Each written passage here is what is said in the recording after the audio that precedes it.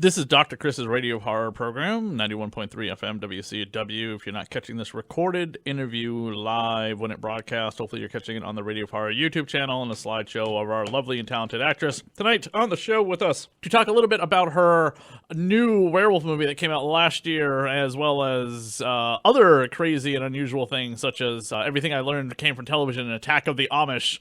Sounds like Attack of the 50-Foot Woman. Probably not the same thing.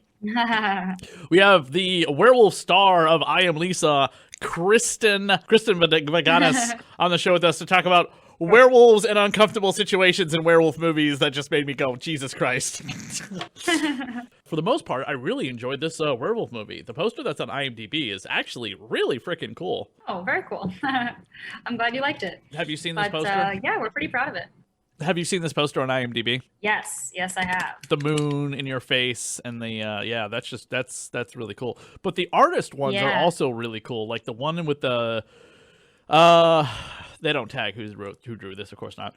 But it's purple in the bottom right-hand corner, and your face is purple, and like everyone's illuminated kind of purplish. Like pink and gray and all that. Yeah, that's freaking awesome. That's really cool. Yeah, and we had a few posters for this movie. Yeah, and then there's another one that's like more of a green hue to it with the bookstore burning down, which I was like, no. I know. That sucked. But there's only one tiny itty bitty little problem I have with the posters and kind of the movie itself, and I'm kind of curious if you could answer this question. Okay. It's a werewolf movie, right? Yes. Where is the werewolf costume? Yeah, this is something we've had many a conversation about.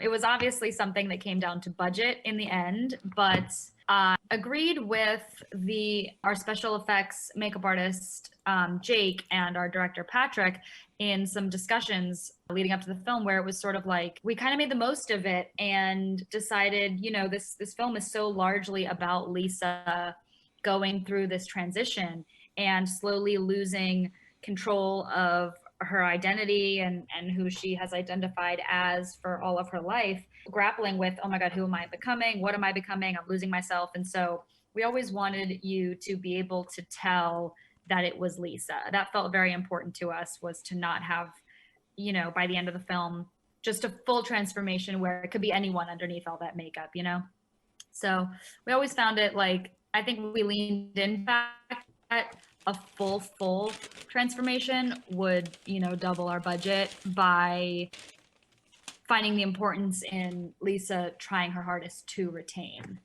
her identity. What was the wolf that attacks you? Was it just like a puppet head? No, that's actually a real dog, and that's some sweet local people kind of let us put in the movie, but that dog was so sweet. Like, I mean, it was like the nicest dog in all the world. And so it was hilarious on set for us because we were just having so much trouble getting it to like growl at me and look really, menacing. And it was, I'm sure, a project for the editor to cut that together and have it look like a threat, because that dog just was so sweet. Just wanted to like stick his tongue out and like, cock its head at me and come over and cuddle. But I'm like, no, you have to intimidate me. No, kill me now. I'm right here. Do it. You're like Arnold Schwarzenegger and he's the predator, and you're like, we're not caked in mud, but we're gonna get into what happened to you just prior to that. That's the way you're describing it. That's the way I can just imagine it. You're like, no, don't lick my face. Don't go away. Did you Totally. Did you stay away from the animal until you had to shoot with it? Because if you do that, they're not likely to be as friendly with you. But if you try to bond with it prior to that scene, they're gonna get your scent and be like, oh, she's okay. Right. Yeah, I mean, I hadn't met the dog until the day that we shot in the wolf, so that worked out, I guess, to keep us that distanced a little bit. Okay, have you ever seen American Mary? No, I haven't. Oh my God, seriously? Do you know who Catherine Isabel is? Yes. Okay, she was in Ginger Snaps, right?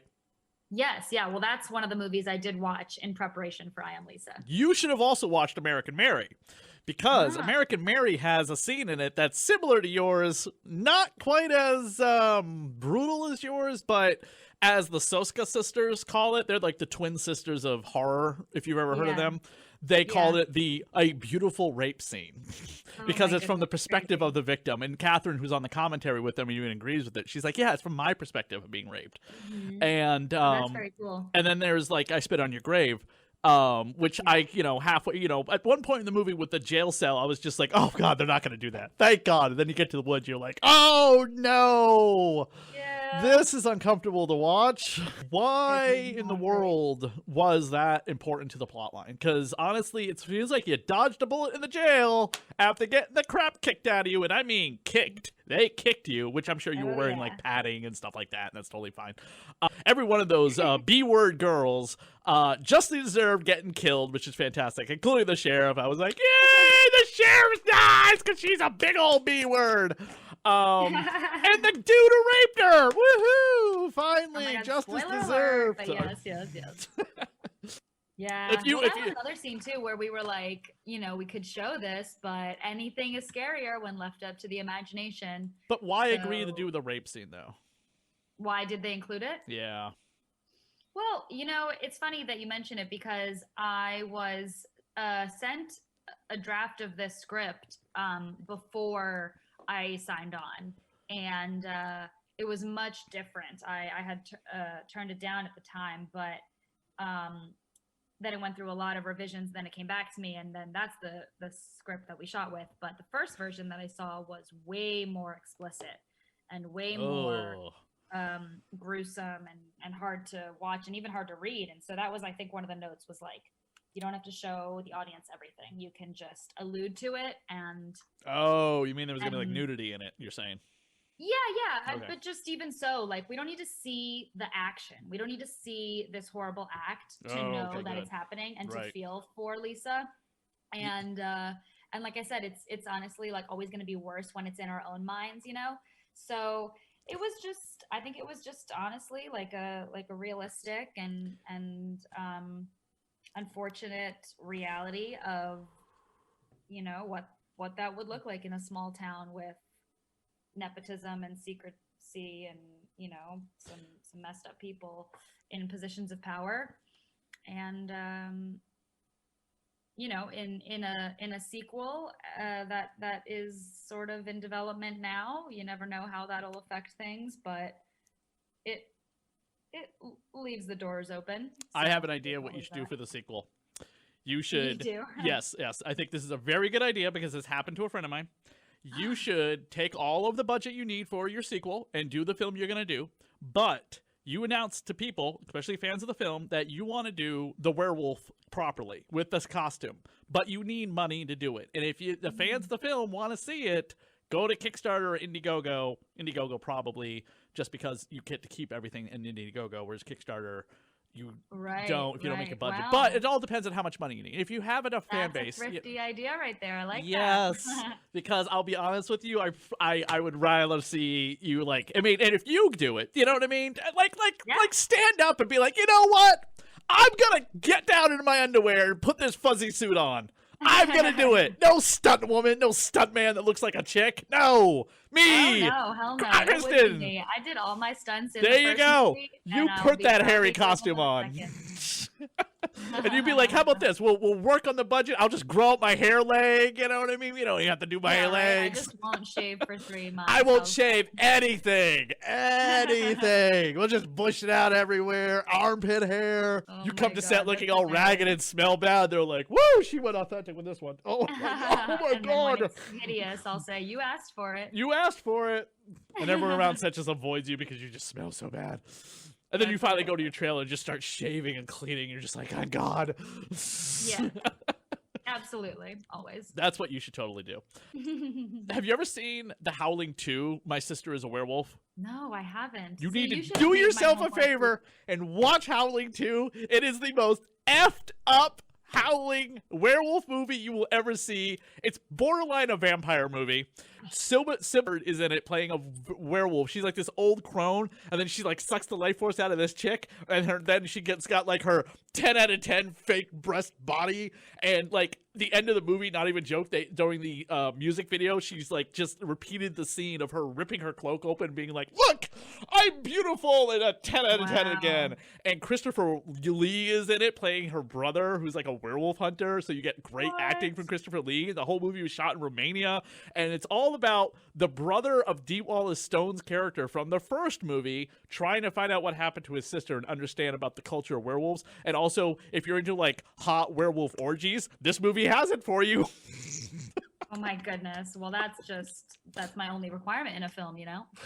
No, seriously, go try and find it. It will just like, That's if you smoke weed, if you like getting drunk, just do one of those things while watching this movie. It'll make it coast along so much better. Oh my gosh, amazing. You know, I've actually told that same exact disclaimer to my friends when they watch Lisa. I'm like, do your thing and then sit back and enjoy it, because it's just going to be more fun that way, and maybe a little scarier too. But this is so funny. And when we do the sequel, I'll have to come back and ask you for a whole new list of homework movies, because I did certainly have to ask Patrick and Eric, our writer and director, before shooting the first one for a list, which did include Ginger Snaps. Because I'm not really a big horror consumer. So there's also a famous that genre. I had to figure it out. The best part of this movie is like the stuff with the bookstore, because I just love that, and I love the fact that you throw it out to the bee queen, the queen of the bees. What is that called? The queen bee. Queen bee. Yeah, Fahrenheit 451. Jessica, yes, and she tries to come on you, and that's like her big revenge click, is because you reject her lesbian affections. She's all like, you're all like, really? Take it. Her ego's so fragile. Yeah, her ego's so fragile. She should. She's lucky. This is the South, right? Yeah. She's so gosh darn lucky that her mother is the sheriff, because let's face it, in the South they don't look too kindly on you being. Yes, that's very true. She is very lucky. I know. I mean, this really could have been a different movie if we really went into that. Right. I actually kind of thought that was going to go somewhere for the 2 seconds. You know what I mean? Like, maybe you would it was like, oh, maybe this is like how they connect, and like you discover you're interbisexual, and like, and then you become a werewolf at some point in the film. Nope. Thank God she gets her upcomings. She does. Well, she's been out and proud for a while. With the where was it filmed? We filmed in Kansas City, Missouri. I think one location was in Kansas City, Kansas side, but mostly in and around Missouri. Oh, other werewolf thing that you should totally get hooked on soon, because I guarantee Marvel will blow it up eventually with Moon Knight coming, is Werewolf by Night. It's their werewolf. It's their Wolfman. Marvel Comics Wolfman. Yes. Well, Marvel takes anything and squeezes it till it's dry. So, yep. They created it back in the 70s, and Moon Knight is coming to Disney Plus as a TV series, and Wolfman, the Jack Russell character, the Werewolf by Night, comes from Moon Knight comics. Oh, very cool. Yes, I love that. And the the Darkhold, which is a book that the Wolf family in the comics is in possession of a lot of times, was recently on WandaVision. Oh, I loved WandaVision. Yes, that book. That book, The Darkhold, that's a big MacGuffin in the Marvel universe of like black magic, dark sorcery, juju. Yeah, very cool. That was a cool part of WandaVision. I wasn't expecting it to go there with all that kind of black, dark magic in the end. I know, that was the best part. Mm-hmm. Where was the other? Oh, those are just all your awesome pictures and stuff. And by the way, like Total Clark Kent, well, I had to bring up like a whole bunch of things or whatever. I wanted to see what else you had done, and then it's like your 50 pictures here on IMDb. By the way, Total Clark Kent transformation with Superman. You wear the glasses, you look really different. I know, isn't it crazy how something's so simple, different? Like, I mean, you're beautiful both ways, like, but still, you do look really different with your glasses on and your hair tied back. Before you become, go all beast mode and so on and so forth. I just thought that was funny. I was just like, oh yeah, it's the same girl on both things. That's so funny. That's such a classic 90s, like, girl takes off the glasses and then suddenly there's a fan blowing her hair and she's beautiful and, everything. Yeah, in your case, you take off your glasses and undo your hair and just grow more hair. Right. Hair is in, boys. It's all over me. Oh my God, tails, they're all in. Yeah, at least you're not trying to cut it off like Ginger Snaps was. Oh God, I That's know, the most that's horrifying horrible. scene in that movie. I mean, she's kind of hot when she's got her like semi like werewolf face on, but when she's like trying to cut her own tail off, I'm like, I don't even Yes, have a backbone tail to do that, and that really hurts. graphic and crazy. I know, I couldn't watch. A friend of mine watched it, said, okay, it's because you're a guy and you don't have one. I'm just letting you know this is the equivalent of like a girl not understanding what her period is because mom and dad didn't tell her, and her having her period and trying to make it stop from happening in the worst possible ways possible. Yep, That's the pretty equivalent of much. cutting the tail off, Chris. And I'm like, seriously? That She's movie like, you was didn't so get that good metaphor? about- Right. That movie was really good at using the werewolf transformation as a metaphor for, you know, like the coming of age for those girls, and that's definitely what the vein of which, or the lens of which I watched it, Right. so that I can apply a lot of that to Lisa. I gotta That ask movie a was question, good. which is so funny. How do you go from like in like werewolf movies and Attack of the Killer Amish films to like The Christmas Dance, which doesn't sound like anybody gets murdered horribly in it? No, there's definitely no murders. There's a car crash. There's an almost, but no murders. No. Killer Santa Claus stabbing you to death Exactly. on Christmas Eve. Totally, none of that. Yeah, I don't know. It's just a totally different style, totally different genre. I mean, you know, it's like watching two different movies. You just put yourself in a different mindset, and you just change the depth of the stakes. You know, everything is easier to process, not as life or death. Just kind of like brighter, generally a little brighter, and no one's dying around you, which is great. What's funny is that you're in that movie with Brianna White. I've never had her on the show, but I've met her a couple times at PAX East because she's in the Final Fantasy VII video game series. She is, yeah. She's really into all that stuff. She's very cool and good at it. Yeah, You should definitely. totally get her on here. Oh, I would love to, but I guarantee she's probably under some like super strict contract because we all know what happens to her character if you've ever played the original Final Fantasy VII. Spoiler alert for a video game that's over 26 years old, but You never know. Someone could just be getting into it. I was at PAX East, and you know what I'm talking about, right? Like what happens to her character? I mean, I know a little bit from talking to her about it, but I'm not involved super in myself. It's like one of the most famous deaths in video game history. Oh, And very cool. it's because she's such a pure, innocent, character that's very helpful to Yeah. the team, and then she just gets.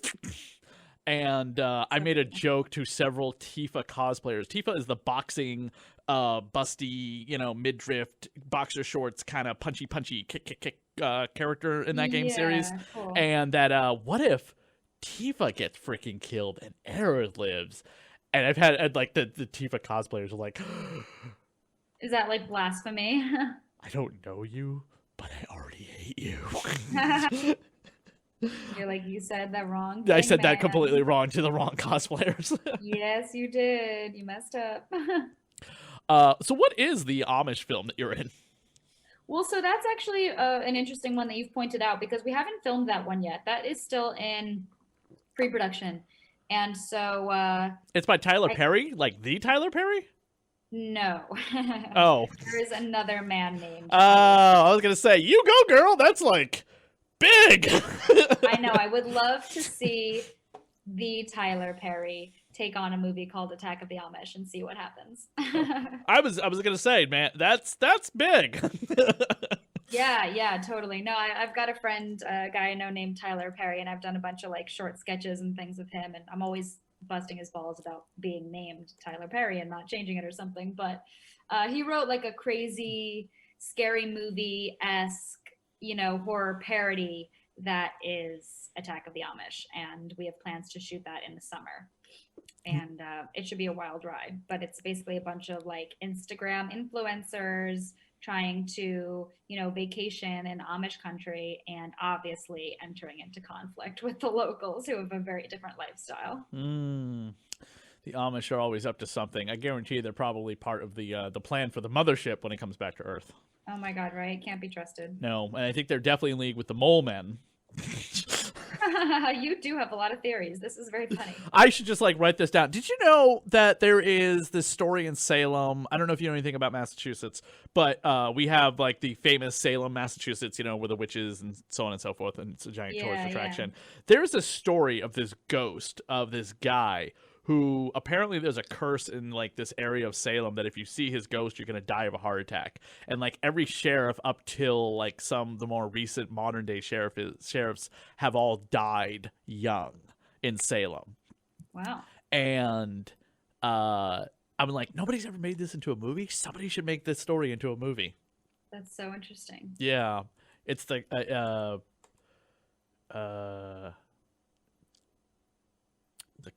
god, now I can't remember the name of the guy. The Curse of Chorus. I think Chorus something another. He was pressed to death. That's what happened to him. He was pressed to death, and he was pressed so much that his body fell into the earth, and they let him stay there. And then years later, it's a parking lot. Oh my gosh. Yes, That's and historians still believe that since there's never been any exhuming of that area before they paved it over and turned it into a parking lot, his body's still deep into the ground. It could be. And that's why there's like a curse, because he was, wrongfully accused, and he's just like, I hex you if you see me, blah, blah, blah. Yeah, right. Everybody gets towed from that parking lot or something. Have you ever wanted to, you've been a producer of some things. Is there anything you've ever written that you want to get made that is like your own?